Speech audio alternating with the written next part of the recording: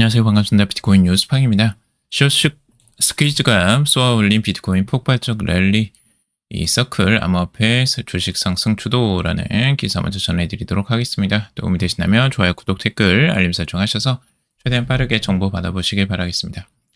그동안 이제 진행을 했던 투자 심리가 이 숏 스퀴즈를 기점으로 폭발하면서 비트코인이 단숨에 68,500달러까지 돌파를 했다라는 소식입니다. 시장 전반에 강력한 안도 랠리를 견인하고 있다라는 내용인데요. 이번에 단기적인 반등이 나왔어요. 그래서 비트코인이 계속해서 이제 계속 흘러내리기만 하다가 단기적으로 지금 6.88% 지금 현재 기준으로 6.88% 정도 상승이 나왔는데요. 그동안 이제 계속 조정만 나오다가 이게 이렇게 단기적인 반등이 나온 이유에 대해서 이제 숏 스퀴즈를 이야기를 하고 있습니다.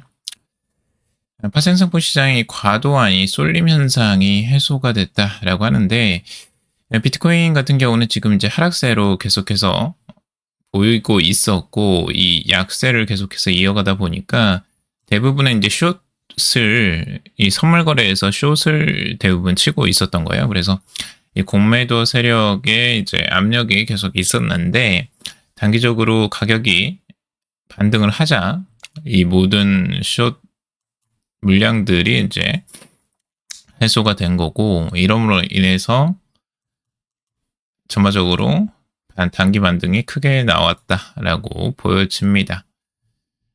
그리고 이제 시장 분위기도 나쁘진 않았어요. 스탠더드 앤 푸어스 500과 나스닥 100 지수가 동반 상승하는 등 전통 금융시장의 위험 선호 심리가 이제 살아나고 있다라는 부분 때문에 암호화폐 시장에서도 긍정적인 낙수 효과가 이제 나타났다라고 보고 있습니다. 그리고 이제 코인베이스 프리미엄 지수가 최근에 42일 만에 이제 플러스로 돌아서면서 미국 투자자들의 자본이 다시 유입되고 있다라고 시사를 하고 있습니다. 이런 부분 때문에 이제 고무적인 이 비트코인의 반등 흐름들 일시적으로 나와 주었는데, 아직까지도 하지만 이제 이 추세를 깬 건 아니에요. 그래서 위에 저항선이 아직도 남아있고 71,000달러와 76,000달러의 이 저항선이 둘 다 위치해 있습니다. 그래서 여기서 이제 반등을 어디까지 해줄까 하는 부분이고, 반등이 나와도 아마 71,000에서 76,000 이 안에서 반등이 나올 가능성, 저항을 맞을 가능성들이 지금은 조금 더 큰 확률이 높습니다. 그래서 그런 부분들을 염두에 두시고 보시기 바라고요.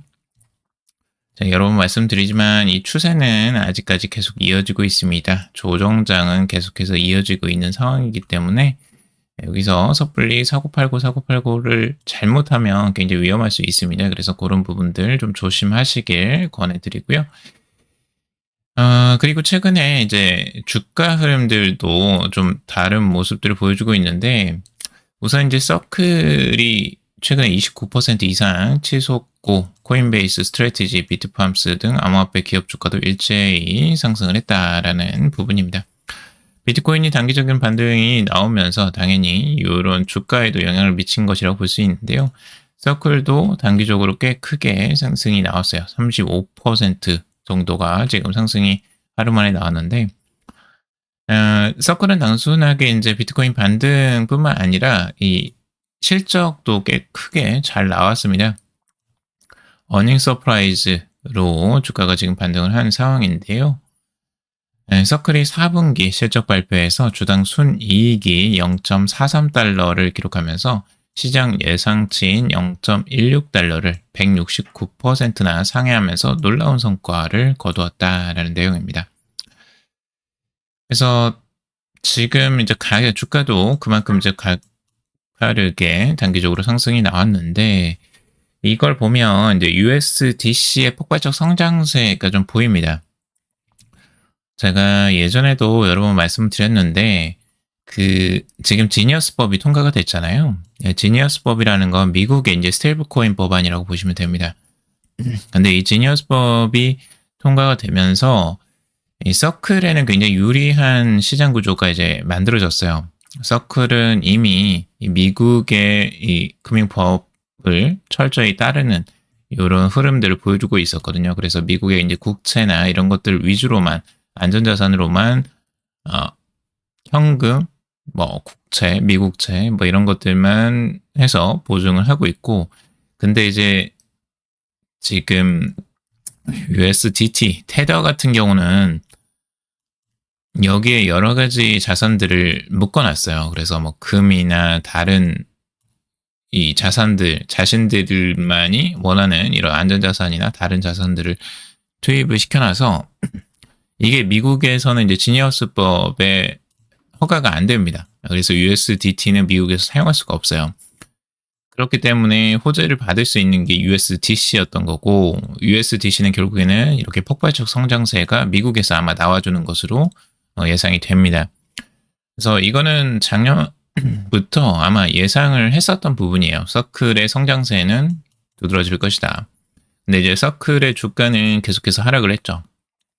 지금까지 하락을 한 이유는 결국에는 이제 비트코인의 하락세와 맥을 같이 합니다. 똑같이 하락 추세를 이어갔었던 거고, 그런데 이제 서클만의 이제 생태계는 스테이블 코인이다 보니까 이게 비트코인이랑 다른 양상을 보여줄 가능성들도 있긴 하죠. 근데 이제 이건 좀 지켜봐야 될 것 같아요. 과연 서클이 이렇게 이제 반등을 계속 비트코인과 다른 방향성을 이어갈 수 있을지, 아니면 비트코인과 같이 이 추세는 계속해서 이어가고 나중에 비트코인이 오르면 그때 이제 서클도 같이 올라줄지. 서클도 아무래도 암호화폐 관련 분야의 주식이기 때문에, 증권이기 때문에 그럴 수밖에 없어요. 근데 그 구조들을 한번 여러분들이 좀 파악을 하실 필요가 있고, 서클의 성장세는 앞으로도 좀 이어질 것 같긴 하다. 왜냐하면 미국의 성장세와 이제 같이 가기 때문에, 미국의 스테이블 코인 성장세와 같이 가기 때문에 그 부분이 지금 이제 서클의 가장 큰 장점이긴 하죠. 그리고 이제 지금 미국의 가장 큰 거래소인 코인베이스가 열심히 밀어주고 있어요. 그래서 이 부분이 이제 서클의 가장 큰 장점이기도 하죠. 미국 시장은 아무래도 이제 서클 중심으로 돌아갈 가능성이 지금은 커 보이고요. 근데 이제 테더도 가만히 있진 않죠. 테더도 이번에 스테이블 코인을 미국용으로 따로 만들었어요. 그래서 그 부분들로 이제 경쟁을 하기 위해서, USDC와 경쟁을 하기 위해서 지금 스테이블 코인 만들었는데, 아무래도 시장 점유율을 다시 가져가려면 조금 시간이 걸릴 것으로 보여집니다. 4분기 총 매출과 그리고 준비금 수입이 전년 동기에 대비해서 77% 증가했다고 해요. 그래서 굉장히 놀라운 수익률을 보여주고 있습니다. 성장률도 지금 에비타 같은 경우도 412%의 경이적인 성장률을 지금 보여주고 있고요. 시장은 지금 이제 스테이블 코인의 확장기에 들어서 있고, 그렇기 때문에 지금 서클은 굉장히 그 수혜를 보고 있는 것으로 보여지는데, 테더 같은 경우는 조금 흔들리고 있어요. 테더는 지금 USDT의 시총이 2개월 연속 감소를 하면서 테라 사태 이후 첫 역성장이라고 기사에 나오고 있습니다. USDT의 시가총액이 2개월 연속 감소를 하고 있다고 합니다. 실제적으로 전 세계의 스테이블 코인 사용량이 증가하면서 테더도 계속해서 성장을 하고 있었는데, 최근에 2개월 연속 감소를 하고 있어요. USDT의 시가총액이.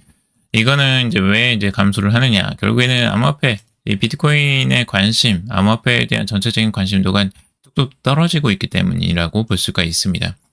그래서 이게 지금 이 테더의 USDT의 지금 시가총액을 감소시키는 중요한 원인으로 보고 있고요. 시장이 침체기에 들어서면 결국에는 암호화폐와 관련된 모든 이제 것들이 거의 대부분 조정을 보여줍니다. 그래서 그 조정세가 크게 나왔다라고 보여지고요. 테더도 지금 그 흔들림이 나오고 있다라고 보여집니다. 자, 아담백 비트코인 지금이 오히려 호재 100만 달러 낙관론 고수라는 기사입니다. 블록스토림의 이제 CEO인 아담백, 최근 비트코인의 급격한 가격 하락에 대해서 이번 폭락은 시장에 과열된 레버리지와 이 투기적 거품을 걷어내는 긍정적 신호다라고 하고 있습니다. 아담백은 현재 하락세가 기술적 지표를 재설정하고 장기 투자자들에게 더 나은 진입 기회를 제공하는 불행 속의 한 줄기 빛과 같다라고 설명을 하고 있습니다. 백은 비트코인은 펀더멘탈은 변함이 없고 오히려 이번 조정을 통해서 시장 구조가 더 견고해질 것이다 라고 내다보고 있습니다. 아담백이 이번에 이제 비트코인 트레저리 전략을 진행하고 있다라는 소식도 전해드렸었죠. 그래서 지금 아담백 같은 경우는 비트코인을 지금 이제 이 시기에 축적해 나가려고 하고 있습니다. 그래서 이런 부분들이 영향을 좀 미칠 것 같고, 그리고 대형 기관들이 하락장에서도 비트코인을 꾸준히 매집을 하고 있다는 점을 중요하게 생각하고 있습니다. 그래서 기관들의 계속 이제 비트코인 매집 추세, 이런 추세는 계속 이어지고 있다라고 볼 수도 있겠고요. 세일러 같은 경우는 이 비트코인이 구글, 애플의 초기 성장 단계를 밟는 중이다라고 설명을 하고 있습니다. 스트래티지는 최근에 비트코인을 계속해서 여전히 사 모으고 있어요. 마이클 세일러 같은 경우는 지금 비트코인이 이 애플이나 구글, 마이크로소프트 같은 이 거대 기술 기업의 초기 성장 단계와 비슷하다라고 여기고 있습니다. 비트코인이 단순한 이 화폐를 넘어서서 디지털 공간에서의 부동산이나 이 필수적인 원자재 같은 역할을 수행할 것이다 라고 보고 있습니다. 비트코인은 세계에서 가장 강력하고 안전한 디지털 자산이다 라고 이야기를 하고 있고, 물리적 자산이 가진 한계를 극복한 비트코인의 희소성이 전 세계 자본을 끌어들이는 강력한 동력이 된다라고 하고 있습니다. 그래서 애플이 이제 예전에 스마트폰 시장을 장악하면서 주주들에게 막대한 부를 안겨주었던 것처럼 비트코인 역시 디지털 자산 시장에서 독보적 지위를 확보하고 있다라고 이야기를 하고 있습니다. 자, 그리고 하버드와 이제 브라운 대학교에서 지금 공시가 나왔는데 비트코인이 포트폴리오의 주류로 진입하고 있다라는 기사입니다. 실제로 이제 하버드와 브라운대에서 지금 대학 기금이 있습니다. 이 대학 기금에서 비트코인과 이더리움 상장지수 펀드, 이 ETF에 투자를 하면서 디지털 자산을 포트폴리오의 일부로 편입을 한 사실이 나오고 있죠.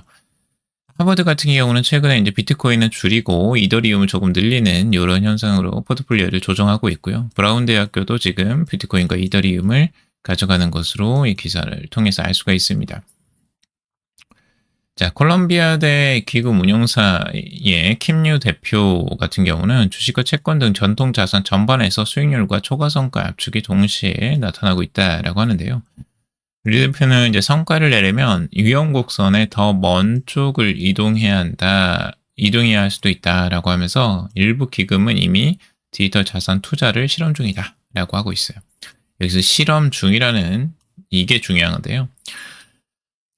지금 이제 들어오는 자금들이 생각보다 작아요. 그러니까 전체 그 운용 자금에 비해서는 그 비중이 생각보다는 낮습니다. 그런데 이제 왜 그러냐면 결국에는 이 기금들도 이 실험을 해보고 있는 거야. 지금 당장 엄청난 자금을 투입하기보다는 조금씩 이제 넣어보고 이게 얼마나 포트폴리오에서 좋은 역할을 하는지 이것들을 계속해서 테스트하고 있는 거거든요. 간접 노출을 하면서 지금 이제 암호화폐에 투자를 하는 게 얼마나 효과가 나오나 보고 이게 효과가 이제 조금 충분히 검증이 되면 그때 투입량을 늘려갈 가능성이 높다고 보여집니다. 대학 기금들에서도요. 그래서 뭐 하버드, 예일, 브라운대 모든 이 대학들이 다 지금 암호화폐의 투자 비중, 디지털 자산의 투자 비중을 조금씩 늘려가고 있는 거고요. 이런 걸 지금 테스트하고 있다라고 보시면 될 것 같습니다.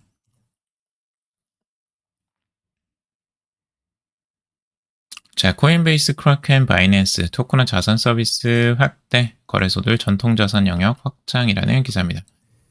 자, 글로벌 이제 가상자산 거래소들이 토큰화 자산 관련 서비스를 계속해서 확대를 하고 있습니다.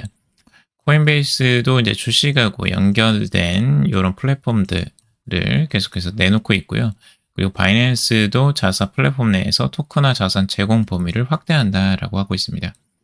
토큰화라는 건 결국엔 주식, 채권, 부동산 등 이 전통 자산을 블록체인 기반 디지털 토큰 형태로 발행, 유통하는 구조를 말합니다.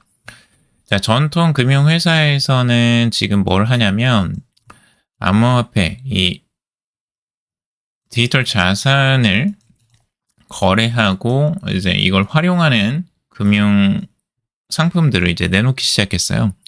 그런데 이제 오히려 디지털 자산 업계, 가상자산 업계 거래소에서는 오히려 이제 전통 자산의 토큰화된 것들을 내놓고 있죠. 그러니까 이게 통합이 된다라고 보시면 됩니다. 그러니까 암호화폐 업계 디지털 자산과 그 전통 자산 간의 통합이 이루어지고 있는 것으로 볼 수가 있고요. 이런 통합이 이루어지게 되면 결국에는 그 시장에 이제 경쟁이 과열될 가능성이 높고, 이 경쟁으로 인해서 이제 소비자들, 투자자들은 훨씬 더 다양한 선택지를 가지게 될 수가 있겠죠. 그래서 투자자들에게 굉장히 유리한 입장이 됩니다. 뭐 전통 자산 업계에서도 투자를 할 수가 있고, 이 디지털 자산에서도, 디지털 자산 거래소에서도 이걸 이제 통합적으로 거래를 할 수가 있기 때문에 시장이 훨씬 파이가 커지는 것이고, 그래서 이 투자자들은 선택 기회가 늘어난다라고 보시면 될 것 같습니다. 거기에 이제 새로운 기회들이 또 열리겠죠. 그래서 그런 부분을 좀 보실 필요가 있고, 블랙록 JP모건 역시 실무자산 토큰화에 엄청난 투자를 하고 있습니다. 이런 부분들을 여러분들 이제 시대적 흐름들을 꼭 보실 필요가 있고요. 이 RWA라는 것들은 새로운 시장을 꼭 만들게 될 것입니다. 그래서 관련된 이 암호화폐뿐만 아니라 이제 기업들도 여러분들이 좀 보실 필요가 있어요. 관련 기업들. 그래서 제가 이제 코스피 코스닥도 좀 눈여겨보시라고 여러분 말씀을 드리는데, 관련된 분석들을 좀 해보실 필요가 있습니다. 자금들이 계속해서 유입이 되고 있고, 이 시장이 이제 개화를 하는 시기로 이제 들어가고 있습니다. 이제 법제화가 되면 국내 기업들도 관심을 많이 받게 될 가능성이 높다라고 보여집니다. 그리고 파라텍시스 이더리움, 국내에 이제 이더리움 트레저리를 하는 기업 중에 하나인데요. 국내 자금이라고 보기엔 좀 애매해요. 파라텍시스라는 이 회사는 이제 미국의 이제 디지털 자산 전문 운용사이고요. 이 그룹에서 이제 투자를 한 한국 내 트레저리 기업이다라고 보시면 될 것 같습니다. 파라텍시스 코리아 펀드 쪽에서 이제 나온 거라고 볼 수가 있고, 결국에는 이제 그 국내의 비트코인 트레저리 기업과 파라텍시스 이더리움 트레저리 기업이 이제 두 가지를 가지고 있어요. 파라텍시스 그룹에서 투자를 계속해서 하면서, 그리고 유상증자와 채권 발행을 통해서 이제 전략 자본을 가지고 가상자산 트레저리 사업을 운영하는 이런 사업이라고 보시면 됩니다. 이더리움을 지금 이제 5,495개, 158억 원을 취득을 했고, 이게 이제 의미 있는 이유는 국내에서는 1위를 넘어서서 이제 아시아 2위 정도를 차지하고 있어요. 그리고 이더리움으로, 그리고 글로벌 이제 상장사 기준으로 15위권이고요. 국내에 굉장히 이런 기업들이 없습니다. 지금 이제 법 때문에 문제이기도 해요. 사실적으로 이제 법안이 명확하게 나와 있지 않기 때문에 기업들이 이런 트레저리 전략을 하는데 굉장히 까다롭습니다. 어려운 부분이 있기 때문에 이런 게 있고, 만약 이제 법안이 통과된다면 이제 국내에서도 이런 트레저리 전략을 하는 기업들이 늘어나게 되겠죠. 트레저리 기업들이 이제 늘어나게 된다면 비트코인이나 이더리움 수요처도 더욱 이제 늘어날 것이고요. 이런 부분들도 염두에 둬야 되겠죠. 제가 이제 비트코인 흐름들 한번 살펴보시고,